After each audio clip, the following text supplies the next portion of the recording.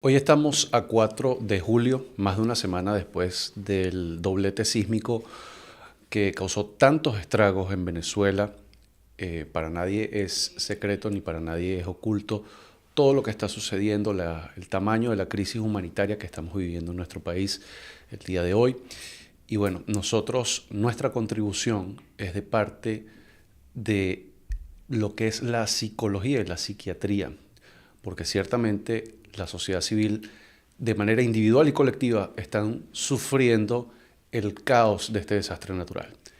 El día de hoy está, por supuesto, mi esposa, Bélgica Guerrero, psicólogo clínico, y tenemos un invitado muy especial, un amigo, el ilustre doctor Edgar Capriles, psiquiatra y médico internista de una larga e ilustre, vuelvo y repito, trayectoria en lo que salud en general respecta en nuestro país. Doctor, muchísimas gracias por acompañarnos el día de hoy. Gracias por honrarnos con su presencia y su conocimiento. Gracias por la oportunidad, todo lo contrario, para poder contribuir en momentos tan aciagos como estos. Precisamente para eso estamos acá. Estamos viendo, hemos estado en la calle, mi esposa ha estado prestando asistencia psicológica a cualquier cantidad de personas, usted también. Y bueno, estamos viendo una grave problemática a raíz de todo este desastre natural tan fuerte. ¿Qué estamos observando en la calle como especialistas de la salud mental? ¿Qué es lo primero que nos asalta, verdad, cuando observamos a la gente en la calle después de todo esto? Bueno, hay un estado de alerta generalizado, alerta que se explica, que es lógico, porque venimos de un evento extremadamente traumático porque hubo una amenaza real el 24 de junio en el que la tierra y nuestras infraestructuras se movieron y teníamos racional temor de morir. Y en ese momento estábamos muy alerta, casi algunos llegaron al pánico, y eso es explicable porque las amígdalas cerebrales toman el control del funcionamiento del cuerpo para producir una respuesta psicológica y biológica de defensa de la vida, de ataque y defensa de la vida, y así se llama. Y luego de eso quedamos en modo alerta, que es mantenido por las réplicas. Pero en la medida en la que vaya disminuyendo las réplicas, el deber ser es que vayamos tranquilizándonos y vuelva a la normalidad. Todavía nosotros estamos en ese estado de alerta, cualquier ruido, cualquier movimiento hace que haya una vibración, que creamos que hay un temblor, pero verificamos y es una falsa alarma. En algunas ocasiones es verdad, es una réplica. Pero repito, va a ir disminuyendo, y lo que dicen los expertos es que llega un momento en el que va a haber un silencio, una tranquilidad que va a durar décadas. No es verdad que viene un nuevo terremoto. No viene un nuevo terremoto, sino dentro de varias décadas. ¿Cuántas? No se sabe. ¿Cuándo? No se sabe. En todo caso, ese modo alerta debemos ayudar a ir paliándolo, acercándolo a través de una serie de conductas que van a facilitar el que retomemos la vida y el que retomemos la tranquilidad. Muy bien, muy bien. Bélgica, has estado asistiendo a personas principalmente damnificados que vienen de La Guaira. ¿Qué has estado observando en estas personas que vienen directamente de donde el drama es mayor? Porque también tenemos ciudades y localidades en Venezuela donde hay personas donde han sufrido daños en sus hogares, pero no ha habido pérdida de repente del hogar, no ha habido pérdida de vida en el sitio en específico. Entonces, obviamente, el grado de trauma, el grado de dolor que las personas están atravesando va a ser distinto. Cuéntame un poco del trabajo que has estado Como haciendo. lo dice el doctor, en esta primera fase está en un estado de alerta. Y primero, los pensamientos catastróficos son evidentes. Y las emociones a un sub y baja. Podemos ver una persona que dice, yo quiero ayudar, me quiero ir de nuevo. Y 5 minutos después me pasó, no sé dónde estoy. Entonces, ¿qué hay afectación? Memoria corto, mediano y largo plazo. Hay un colapso, el doctor lo puede explicar más, pero desde el punto de vista psicológico, pues ansiedad, ataque de pánico, el estado hay una culpa perenne, es lo que más se da, no estoy haciendo suficiente, y en víctimas que han sido afectadas. Hay una oportunidad, una persona me decía, me quiero devolver porque mi mejor amiga quedó en el 4º piso y yo quiero ir a buscarla porque minutos antes habíamos coordinado para tomar café. Entonces la culpa, la frustración, la impotencia, el no hacer nada o lo que debía hacer, ¿ok? Otras personas me manifestaban daños como vieron personas morir y no hice nada, me quedé paralizado. Entonces, lo primero que se le explica es que todas estas reacciones en este estado de alerta son totalmente válidas, porque como lo explicaba el doctor, tu cuerpo es un ajuste fisiológico, neurológico, y el cuerpo está diciendo, bueno, vamos a actuar en modo alerta, sobrevivencia. Entonces, todas estas conductas, lo que le digo a las víctimas, son válidas y que hay que transitarlas.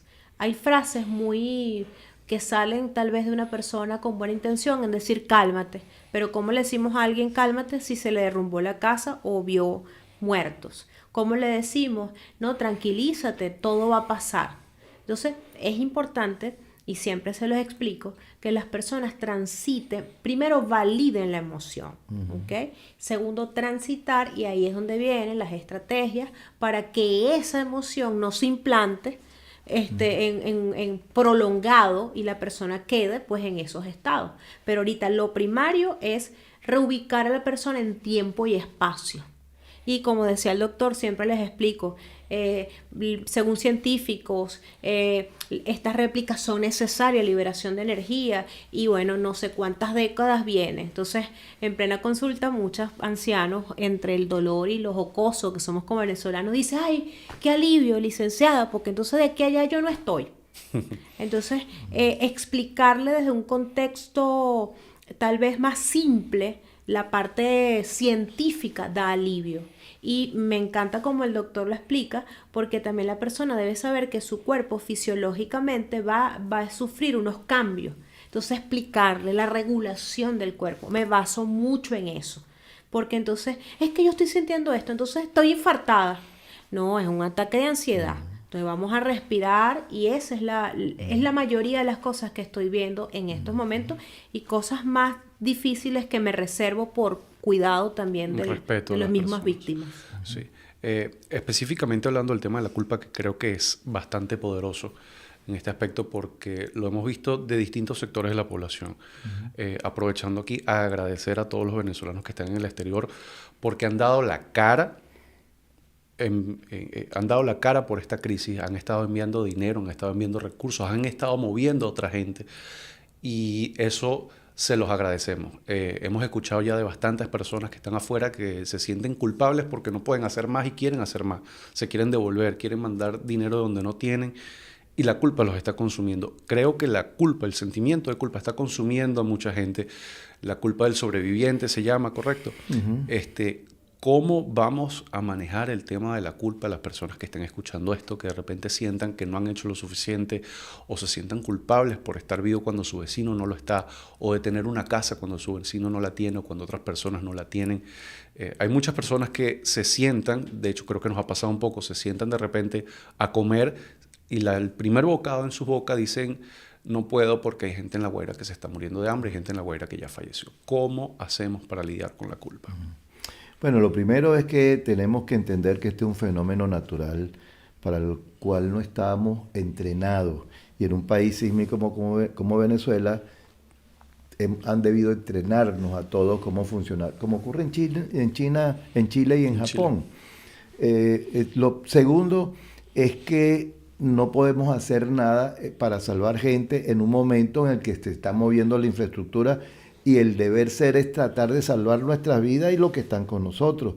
No podemos ir allá, pero en un fenómeno, en un terremoto tan brutal como este, gente que pueda estar a la hora que se viene un edificio abajo, no podemos salvarlo los que están al lado de nosotros. Eso no depende de nosotros. Para eso existen organismos que están capacitados, entrenados, muy entrenados, y tienen el censo de todas las otras instituciones que saben de salvamento, de resguardo, de cómo, y tienen la maquinaria. Lamentablemente eso se había abandonado. Pero los venezolanos demostramos dos cosas. Uno, la gran solidaridad que tú lo expresas, y eso demuestra que somos grandes de corazón. Y lo segundo, las acciones de los venezolanos en el lugar, con las manos, sin instrumentos, tratando de salvar, y algunos lograron salvar gente. Eso es maravilloso. Fue cuando llegaron las misiones de salvamento posteriormente, al inicio sin máquinas, porque se necesitan máquinas pesadas, los que empezaron a permitir que fueran más eficaces. Pero la gente hizo lo posible y lo imposible. Pero no podemos ir más allá de nuestras posibilidades.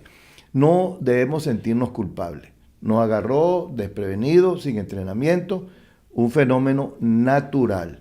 Ahora tenemos que tratar de recuperarnos y entender, por ejemplo, Bélica habló de ansiedad, de taquicardia.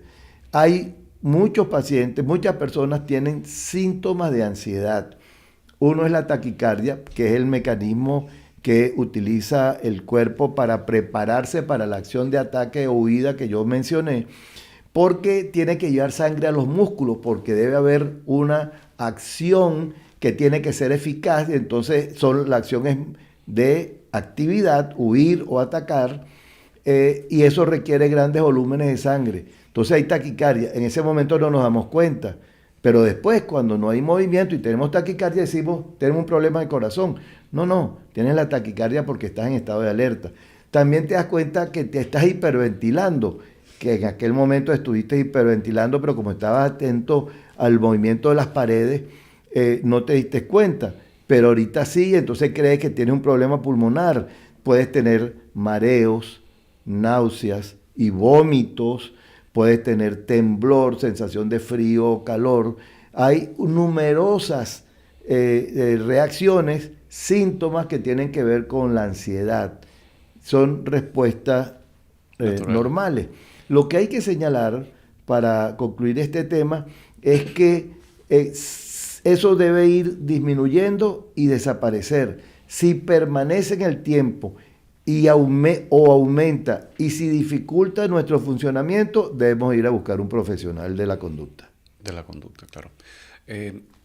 Igualmente, tocando el tema de la culpa, ¿cómo abordarías en consulta a una persona que te dice me siento culpable por, quizás no en este caso no hacer más, pero por estar vivo?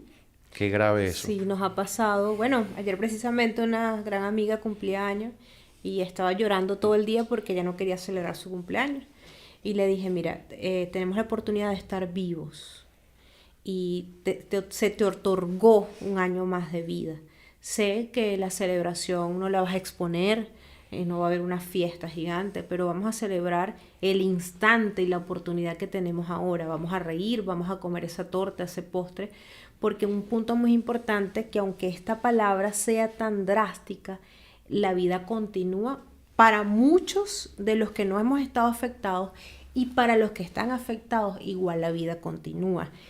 Suena un poco fuerte, continúa primeramente con un nuevo contexto. Con un nuevo contexto. Y me ubico mucho en el propósito. Yo en esos momentos le digo a las personas, ¿cuál es tu propósito? Esta jovencita es psicólogo y no quería salir tampoco porque estaba como, se sentía no preparada. Y yo le decía, mira, tú me has ayudado a redactar. Tú me has ayudado a pasar información confiable. Tú desde tu trinchera estás haciendo algo. Vamos a celebrar eso, ¿ok? Entonces es importante retomar los hábitos. No es algo de ser frívolos, pero necesitamos entrenar. Yo no he parado de entrenar porque es la única forma como drenar y tener fuerza en estos músculos para movilizarme. El leer, el conectarte con tu mascota, en ver una película que te haga reír, porque es importante, bueno, el doctor sabe más esto, que tenemos que regular los neurotransmisores que están allí en un sub y baja. Entonces es importante también la culpa como base, porque si una persona viene tal vez con este tema del síndrome del impostor o inseguridades o no se siente satisfecho en la realización personal, esto lo va a haber afectado. Tuve que también trabajar con mis colegas, excelentes mujeres, con una capacidad increíble de servir en Estados Unidos, llorando, diciendo, perdí mi propósito. Es la palabra que viene. Entonces, es natural la frustración. Ayer ya se me había acabado los recursos y tú me viste recogiendo mi ropa. Yo estaba en frustración y me sentía culpable de tener tanta ropa. Entonces comencé a sacar hasta tu ropa, tú me tuviste que decir, para entonces ya es mi franela. Pero eso todos vamos a transitar. Entonces recordemos el propósito y recuerden esas características de su personalidad, de sus valores, de la parte religiosa, como la inteligencia espiritual, recobrar eso. Bueno, tú no has salido, pero tú estás rezando el tiempo completo. Nos pasó en una cola, estoy pasando un donativo y la tarjeta estaba en 0. Y detrás de mí había una señora, levantó las manos y dijo, esa tarjeta va a pasar. Y ahorita, hace unos días fui otra vez a la tienda y la muchacha me dijo, ¿tú eres la muchacha del milagro de la tarjeta? Pues sí. ¿Por qué pasó? Porque pasó. Pasó. Fue un evento mágico religioso. La culpa va a venir, es un proceso, pero necesitamos enfrentarla con los recursos emocionales. Céntrense en lo que ustedes son, el valor. También recordar, Samuel, yo viví culpa hace unos días, entré en llanto, y yo decía, ¿por qué estoy haciendo esto? ¿Por qué estoy haciendo esto? Y recurrí a las fotos de mis amigos a los 22 años. Hicimos una fundación civil sin fines de lucro, se llamaba Conexión, íbamos a la calle. Ya 2 amigos murieron y recordé, apéguense al propósito, apeguen hasta sus ideales, a sus fortalezas. Recordé a mi amigo Luis, un año antes de morir, me dijo, si yo muero primero, él no sabía, lo operaron de corazón, tú te quedas sirviendo. Entonces comencé a retomar las fotos cuando salíamos a la calle y yo dije, épale, yo he hecho lo suficiente, ya no puedo hacer más, hoy necesito descansar, y me apegué al recuerdo de esa Bélgica de los 20 años. Entonces es buscar, no sé, es buscar en quién eres, también es parte de tu identidad. Sí, yo creo que para las personas que lo perdieron todo, las personas que perdieron su vida, si pudiéramos contactarlos en este momento, si pudiéramos llamarlo por un teléfono celestial, creo que nos dijeran, vive lo que yo no puedo. Continúa viviendo y continúa disfrutando de lo que yo no puedo disfrutar. Una persona que de repente perdió su casa, quisiera estar en su casa en este momento, y creo que nosotros podemos tomar el aprendizaje, la lección de agradecer por nuestro hogar, de sentarnos un momento y decir qué agradecido estoy de estas 4 paredes, que de repente no me gusta el color que tienen y de repente a veces me quejo de la instalación eléctrica o qué sé yo, y decir estoy agradecido de tener esto. No puedo sentirme culpable de que los demás no lo tengan, pero me siento agradecido y voy a disfrutar de esto que tengo desde la conciencia y la responsabilidad de la empatía que podemos sentir por las personas que están sufriendo en este momento. Y eso creo que me parece, si no una solución, una herramienta poderosa para avanzar allí. Ahora, de cara, ya va quizás extrayéndonos un poquito más al tema global o al tema de la psiquis generalizada de los venezolanos, ¿qué podemos esperar y qué podemos ver ahora que obviamente realmente lo bueno empieza, como dicen, que es que vienen todos estos damnificados, por ejemplo, vienen a Estado de Aragua, vienen a otros estados? ¿Qué podemos esperar? ¿Qué podemos ver de esta gente? Esto creo que es muy relevante para usted, doctor Capriles, porque creo que ya tiene algo de experiencia en observar poblaciones damnificadas. ¿Qué problemas, qué soluciones, qué cosas podemos observar allí? ¿Qué podemos aportar? ¿Qué cosas el Estado debe abocarse a esta gente? Además de, por supuesto, atender las necesidades materiales que ya tienen, que eso queda bastante obvio. Antes de entrar en ese tema, que es muy importante y lo voy a abordar, quería señalar que debemos recordar que nosotros, para poder ayudar a los demás, tenemos que ayudarnos. Entonces tenemos que agradecer que estamos bien y tratar de ir mejorando y retomando nuestras actividades para poder ayudar a los demás, porque si estamos incapacitados no podemos ayudar a los demás. Claro. Eso es lo primero. Y sobre lo que tú estás planteando, yo diría que hay unas enseñanzas. Nosotros estuvimos coordinando en Aragua a los damnificados de Vargas que vinieron a los cuarteles, al IRDA, al Olímpico, al Hotel Maracay, entre otros centros donde trajeron damnificados. Y una de las tareas es ayudar a organizarlos, que ellos se organicen, no que nosotros los organicemos, para que ellos empiecen a retomar su vida. Por lo tanto, hay que crear grupos de tareas, grupos de trabajo, áreas, grupos que van a trabajar en el tema de la comida. No hay que llevarle la comida y menos dársela en la boca, sino darle las herramientas, las ollas, los platos y las vituallas, los insumos para que ellos hagan la comida, porque ahí hay gente que sabe cocinar. Organizarlos en grupos para educar a los niños, para que tengan clases ahí en el sitio donde están, porque seguramente entre los damnificados hay educadores. Hay que hacer tareas de limpieza, entonces un grupo de tareas de limpieza, hay seguridad y cualquier otra área deben estar organizadas y dirigidas por ellos. Debe evitarse el paternalismo, porque mucha gente tiene dolor, entonces quiere solucionarle y darle todo, y ese paternalismo no ayuda a que crezcan psicológica y personalmente. Eso es... Y que sanen, ¿no? Claro, precisamente, que puedan sanar. El sanar implica retomar mis actividades. Y aunque en un refugio, estoy en un refugio porque perdí la vivienda, bueno, dentro de mis actividades, en este momento que soy refugiado, yo tengo que tratar de ver cómo yo logro proveer de los insumos que necesito. Por ejemplo, seguramente ahí hay gente que sabe de deporte, entonces organizar a los muchachos para hacer equipos de béisbol, que los pongan a los niños a jugar. Si no, se hace, por ejemplo, un acuerdo con la UPEL, que tiene una carrera para entrenadores, y se le puede dar una bolsa de trabajo, la gobernación o la alcaldía, una bolsa de trabajo a esos estudiantes para que vayan a ir regularmente a todos los refugiados de ese centro, los pongan a hacer actividades físicas, porque se necesita que hagan actividades físicas. Es decir, hay un sinnúmero de actividades que se pueden hacer, que deben hacer ellos mismos para que puedan sanar, para que puedan crecer e ir a retomar su vida. La experiencia es que la sobreprotección exagerada produce ciudadanos incapaces para la vida, y eso debemos evitarlo. Esto es una crisis, y esto es importante señalar, y la crisis puede, por muy serias que sean, puede convertirse en oportunidades para ser mejores, y eso es lo que debemos procurar todos, para que ellos y nosotros, que también estamos afectados, seamos mejores. Creo que eso se liga un poco al tema del propósito, ¿no? Porque sentirse útil ayuda inmediatamente al bienestar de esas personas, a salir de esa crisis.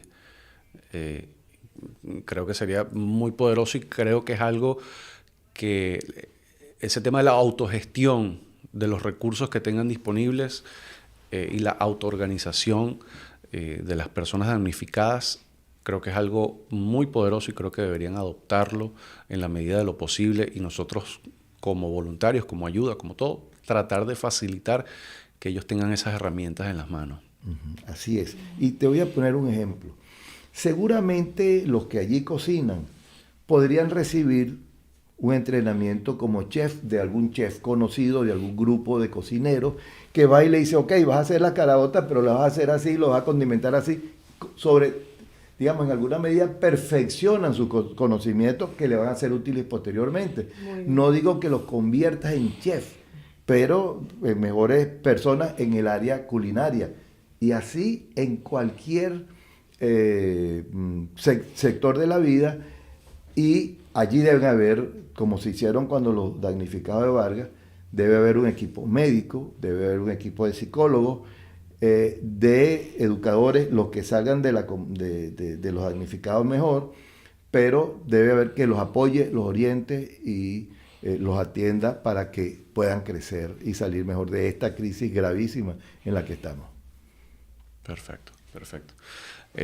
Bueno, por otro lado, creo que también hay que discutir un poco del tema del contexto de Venezuela previo al terremoto, y cómo se va sumando lo que ya veníamos arrastrando como sociedad civil de cara a esta crisis de características naturales, ¿no? ¿Cómo vemos ese panorama? ¿Qué complejidades surgen, además de las obvias, ¿no? Las obvias siento sobre todo lo material y el estrés postraumático de los sobrevivientes, qué complejidades se suman allí? Bueno, el contexto. Nosotros estamos en un país en una crisis con una carga emocional brutal. Por algo migraron 9 millones de venezolanos por la pérdida de la calidad de vida. Para que vean un ejemplo, hace 10, 12 años, nosotros empezamos a ver, psiquiatras y psicólogos, el aumento de trastornos de ansiedad y trastornos depresivos. Y hice un video que ahora recomiendo que se llama ¿Cómo superar el tsunami? Y ahí hago un conjunto de recomendaciones. Bueno, aquella situación era muchísimo mejor que antes del terremoto, emocionalmente hablando. Es decir, siguió creciendo la ansiedad porque tiene que ver con las condiciones de vida de las personas. Y hemos perdido condiciones de vida. Hemos perdido, según la Organización Mundial de la Salud, 3,6 años, creo que es. De promedio. De promedio en Venezuela. Wow. En los últimos 20 y pico de años. Es decir, es más, en los últimos 15 años. Eso es brutal. Bueno, y en ese contexto ocurre esto, pues. Pero esto, de nuevo, es una crisis que puede ayudar a que crezcamos psicológicamente y vayan disminuyendo los síntomas de ansiedad y los síntomas depresivos que tenga todos los venezolanos. Sí. Ahora, no todo es negro, no todo es feo, porque creo que también al venir a esta crisis, creo que queda también en evidencia otro lado de la psiquis del venezolano que quizás hasta nos sorprendió, que es la cantidad de solidaridad que hemos visto, que ha sido hasta el punto tal de que en 15 minutos un centro de acopio se abarrota de tantos insumos que a veces hasta algunos se pierden. Entonces, ¿qué esperanza nos da el ver esto que estamos viendo? Yo hablo como venezolana, ¿no? Y como lo que nos caracteriza, el venezolano es solidario por esencia, hay una empatía, la parte jocosa del mismo venezolano, de convertir una tragedia. Me llamó la atención unos rescatistas que venían cantando Mi burrito sabanero, mientras que rescataban a alguien, y eso es una de las características. Bueno, esto de tener un estudio sociológico, ustedes profundizar más de eso, pero yo veo que el venezolano, esa es la esencia del venezolano, y es la capacidad de reponerse en medio del dolor.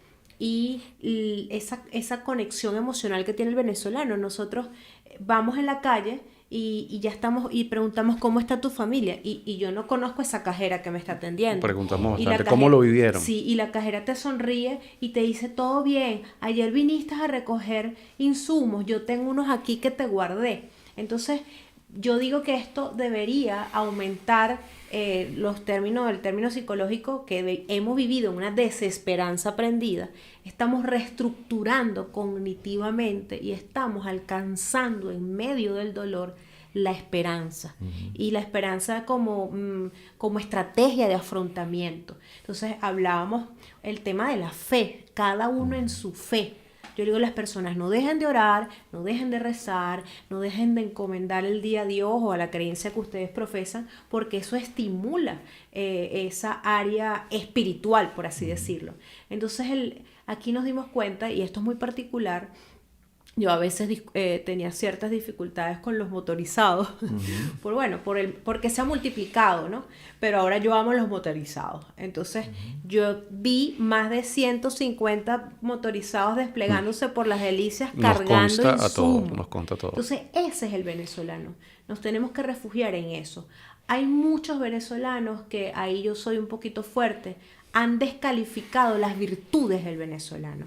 Y sí, porque obviamente hay una población y una muestra, eso es estadística, pero dentro de la población, la muestra, el control de la muestra, donde son más empáticos, más solidarios, es mayor de los que no están haciendo algo, ¿ok? Entonces debemos unirnos en eso, mantener el vínculo fraternal y el propósito.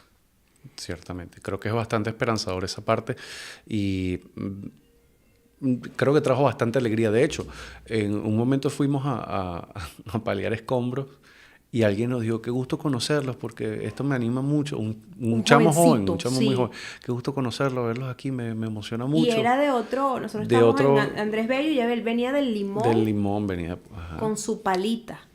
Y bueno, tú recibiste comida, o sea, no faltaba. O sea, estábamos en la calle paleando arena para De gente que no de gente que conocía. no conocimos y no pasaban ni 5 minutos cuando nos ofrecían agua, nos ofrecían jugo, me ofrecieron almuerzo 2 veces y yo, no, gracias. O sea, la gente se asoma, mira, ¿qué necesitan? ¿Qué falta? ¿Qué no sé qué?". No. A mí me conmovió en el gimnasio donde voy ver a 2 entrenadores sucios de tierra paleando. Y no eran vecinos de ahí. Eso es el venezolano. Tenemos que sostenernos, tenemos que celebrarlo.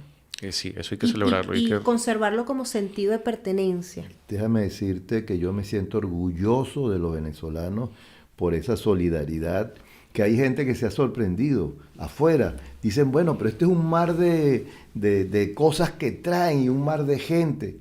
Venezolanos y no venezolanos que han sido contagiados por estos venezolanos y han llevado cosas.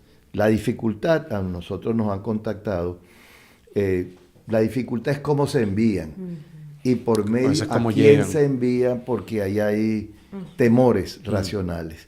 Pero ahí está la solidaridad. Pero también solidaridad es eso del entrenador, de ese muchacho del Limón que ustedes cuentan, que muestra una característica del venezolano. Como lo que estamos haciendo nosotros dos, Bélica.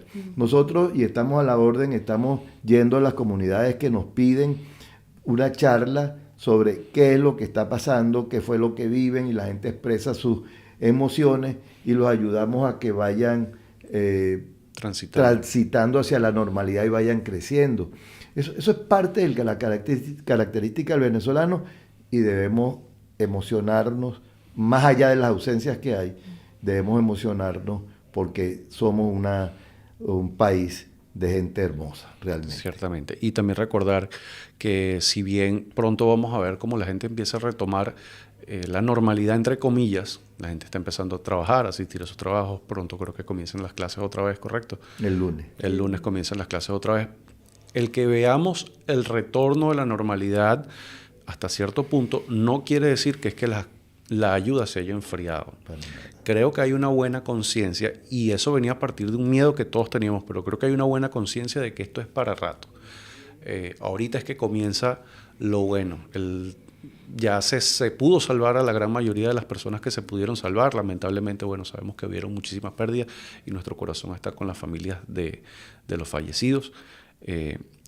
Pero ahora que hay ciudades por reconstruir, edificios que recuperar, vidas que poner en marcha de nuevo, el hecho de que veamos que de repente hay otras personas que están retomando la normalidad, están retomando sus trabajos, no quiere decir que la ayuda va a dejar de llegar. Y también tenemos que recordarlo, ¿no? Que esto no es para ahorita, esto es para largo. Estamos hablando de un proceso de cuánto tiempo se imagina usted, doctor, que tiene ya algo de experiencia en esto. Todo depende de cómo actúen las autoridades, las figuras de autoridad. Las figuras de autoridad. En la medida en que actúen más racionalmente, que informen, que los vean en el campo, más rápido es la recuperación. Yo no tengo ningún temor de que no vayamos a recuperarnos, porque si hay autoridades empáticas que actúan y van a lograr que la población actúe. Por ejemplo, unos alcaldes hace muchos años, Caracas era un desorden en la superficie y llegaron unos alcaldes enchacados, pusieron orden y había orden en ese municipio y en el resto de Caracas no. Es decir, fue el ejemplo y la policía cumplía y hacía cumplir la norma. Eso es lo que necesitamos, autoridades que den el ejemplo. Y en Venezuela, porque ya hay una energía, ya hay una competencia, una capacidad, emocionalmente, aunque golpeados, tenemos una buena estructura de personalidad globalmente, en promedio, vamos con esas características y de paso con las riquezas que tenemos, podemos recuperarnos relativamente más pronto que otros pueblos que han tenido situaciones similares. Ciertamente, porque uno de los pronósticos que había era el de desastre total. Había gente que estaba hablando de que esto se iba a poner como Haití, que se iba a poner como Angola, que se iba a poner como no sé qué. Y bueno, esa predicción extremadamente fatalista quedó por debajo del subsuelo. Creo que quedó demostrado bastante el civismo de nuestra población, la solidaridad de nuestra población, de los que están afuera, nuevamente vuelvo y repito, que se sienten muy mal de no poder ayudar más. Créanme que están haciendo bastante, continúen ayudándonos porque esto es para rato. ¿Alguna otra cosa que desean agregar? Quiero resaltar, perdón doctor, algo muy importante que me conmovió, me animó, pacientes del extranjero que no son venezolanos, que ya también terminaron sus terapias, no han parado de escribir, de hacer su aporte, de decir estoy aquí. Dentro de esos, en las redes sociales, una chica de Puerto Rico, trabajadora social, estudiante de psicología, me escribió: estoy a su orden, estoy organizando donativos, pero dígame qué hacer. Agradecer, esa chica todos los días está comprometida a redactar los manuales para ayudar. Sí, es una imagen muy buena que vamos a compartir pronto. Mis pacientes de Ecuador son ecuatorianos, decía: estamos contigo, no nos atiendas esta semana, te queremos lúcida, te queremos bien. Y ayer recibí a las 11 de la noche un donativo de una paciente que atendí hace un año y me decía: Bélgica, esto es para el pueblo venezolano, esto es representación de Colombia. Y decía, yo el dinero iba a llegar para el 6, pero el dinero llegó antes. Y él decía, es un propósito para todos esos pacientes del extranjero que no tienen nuestra sangre venezolana, pero tienen el corazón aquí. Gracias, cada aporte cuenta. Y me hace entender, Samuel, cuando los atendí en aquellas oportunidades, la calidad de persona, porque al doctor le debe pasar lo mismo que uno dice, uno ve paciente y dice, wow, qué calidad de persona, yo quisiera tener un amigo así, pero uno se mantiene en la ética. Gracias a esos pacientes que han estado, y gracias a los pacientes venezolanos que también están allí, y a mis colegas psicólogos. Ellos lloraban y yo decía, bueno, yo estoy en representación de ustedes. En la carrera, cuando me formé, los mejores estudiantes eran mis compañeros, y aquí estoy en representación de ustedes, y gracias porque el conocimiento que tal vez me dan, me envían informes, todas esas cosas son parte de esto, y todos estamos sumando. Yo quería señalar algo que se nos quedó en el tintero, que tiene que ver, que tú dijiste que tenemos emociones, una montaña rusa de emociones, y mucho tiene que ver, y eso es verdad y eso es normal, pero mucho más comprensible si estamos pegados en las redes, donde vemos noticias que nos alegran, la señora mayor de edad que pidió una Coca-Cola, la sonrisa de la niña, es que nos emocionó, pero también las denuncias que hay, que nos da rabia, o la aparición que hayan encontrado unos cadáveres que están esperando que estuvieran vivos y no lo estaban, y entonces eso nos entristece. Eso es normal, pero debemos administrar las redes. Debemos tener cuidado, no debemos estar pegados permanentemente. Se recomienda media hora y parar 2 horas o 3 horas. No estar permanentemente en la red, y además entender que parte de lo que allí se publica no es verdad. Hay que acudir a las páginas y a las instituciones serias que pueden decir qué cosas es lo que está ocurriendo o no. Yo vi uno que decía que se estaba acumulando energía y que venía un terremoto más grande. Tsunami. Sí, entonces dije, no, pero no es verdad. Y eso no debería estar, pero eso es parte de la realidad. Esa es parte del problema, sí. Administrar mejor las redes y hagan lo que está a su alcance. No pueden ir más allá de lo que está a su alcance. Ni desgastarse tampoco frente a la crisis. Exactamente. Porque terminamos de ser una carga más bien para los demás. Si ustedes hacen lo correcto y se incorporan a la vida, retoman el horario para dormir, no dejan entrar los problemas al cuarto a la hora de dormir, no ven las redes, ni la televisión, ni la computadora 1 hora antes de acostarse a dormir, que debe ser rutinario a una hora determinada. Ustedes van a retomar la vida y vamos a construir una Venezuela en la que nos vamos a ver las caras ya no tan sombrías, sino de alegre, viendo el futuro brillante que tenemos los venezolanos, y no lo digo como un discurso para mejorar, sino que yo estoy convencido que viene un futuro mucho más luminoso al margen de la naturaleza y de lo que ha ocurrido. Sí, ciertamente. Hay una herramienta que sí quisiera que la mencionáramos ahorita, una herramienta para el manejo del estrés y el manejo de la ansiedad, que usted se la recomendó a mi esposa y mi esposa se la recomienda a todos los pacientes, y de hecho es parte de la imagen que vamos a publicar pronto. ¿Cuál es esa herramienta, doctor? Hay que relajarse, hay que tratar, hay dos cosas que hay que hacer: domar el cerebro y evitar las ideas catastróficas, sustituirlas intencionalmente. Uno tiene que tener propósito, porque el cerebro te va a poner ideas catastróficas y tú sabes que no es verdad que viene un terremoto mayor. Y entonces imponerle ideas asertivas acompañándolas de una conducta adecuada. Si yo tengo miedo a montarme en el ascensor y el ascensor está funcionando, está bien, y ya permitieron el funcionamiento del ascensor, pues me monto al ascensor, no debo evitarlo. Conductas consonas con ideas asertivas, adecuadas, positivas. No es que estamos en Disneylandia, no, ideas adecuadas, que son aplicables. Eso es lo primero. Lo segundo es aprender a relajarnos. Hay una técnica, digamos, sencilla, que podemos tomar aire profundo y dejarlo salir lentamente, sintiendo cómo se van relajando los músculos del cuerpo, del tórax primero y luego del cuerpo, lentamente, dejando salir el aire lentamente. Pero lo ideal es aprender la técnica de Jacobson de relajación muscular, que se aprende después de varias semanas de estar entrenando. Lo vamos a dejar el link en la descripción, por cierto. Donde hacemos contracciones y relajación de segmentos musculares, y al final del ejercicio debemos quedar relajados, tranquilos. Eso no significa que dominamos la herramienta.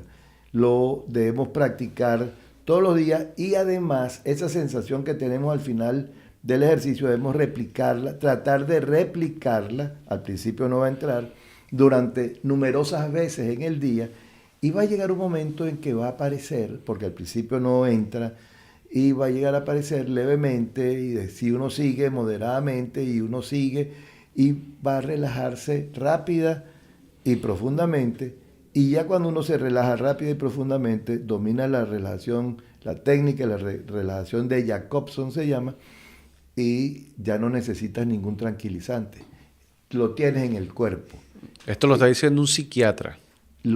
Que aprendí la técnica en el posgrado de psiquiatría. Y nosotros recomendamos tenemos unos enlaces de la Escuela de Psicología de la UCB. Eso se usa en psicología y en psiquiatría, en trastorno de ansiedad, y ayuda a que yo controle mi ansiedad. Si además controlo las ideas y domo mi cerebro, la ansiedad va a ser hechos del pasado. Ciertamente. Y Bélgica lo estaba aplicando en terapias con pacientes. Y conmigo misma. Y con, sí, señor.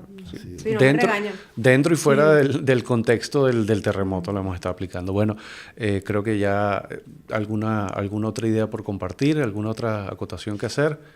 Bueno, yo diría, para terminar, que los venezolanos estamos haciéndolo bien. Hay algunos que no lo están haciendo bien, pero bueno, esa es su responsabilidad, ese es su problema. Los venezolanos lo estamos haciendo bien, y tenemos la solidaridad de los países hermanos del mundo.